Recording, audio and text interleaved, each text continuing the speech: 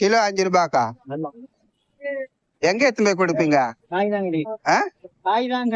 காயெல்லாம் கிடைக்கா?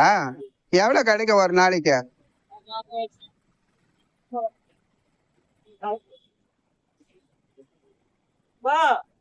இது இது தவிர வேற எதுவும் வேலைக்கு போக மாட்டீங்களா? வேலைக்கு கிடைக்க மாட்டேங்குது.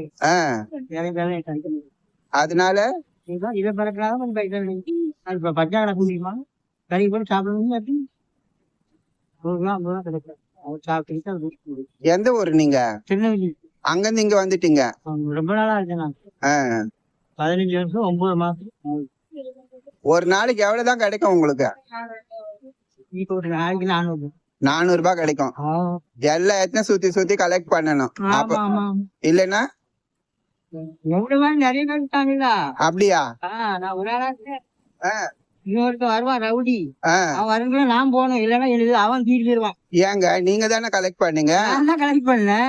அவனுக்கு தான் அந்த ஏரியா. ஓ, இந்த ஏரியாவுக்கு வேற ஆள் வரக்கூடாதா? ஆமா, அவங்க அங்க நிப்பான். அங்க ஒரு வெயின் ஷாப்ல நிப்பான். அவன் வரும்போது நான் போயிடணும், இல்லைன்னா இந்த இடத்துல அவன் தீட்டு போயிருவான். ஆமா அவங்க அழைச்சிட்டு போயிருவாங்க. ஏன்? அவங்க ஏரியா இருக்கலாம். உங்க ஏரியா? எனக்கு ஏரியா கிடையாது. அவங்களுக்கு மட்டும் எப்படிங்க ஏரியா சொல்றீங்க? அவங்க ஏரியா அவங்க முன்னாலே இருக்காங்களா, அதனால அவங்க அப்படிதான் பண்ணுவாங்க. என்ன சார் நீங்க ஒரு கிலோ 5 ரூபான்றீங்க, இதுல என்ன வரும் உங்களுக்கு? இது வச்சு சாப்பிட்டுட்டு இது பண்ணிடுவீங்க.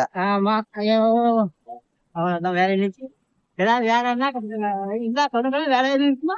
வேலை என்ன வேலை வேணும் உங்களுக்கு? என்ன வேலை? இது மாதிரி இந்த சுமை தூக்குறாங்கல்ல, அது மாதிரி எல்லாம் போலாமே. உங்களுக்கு ஒரு மூட்டைக்கு 5-10 கிடைக்கும் தானே?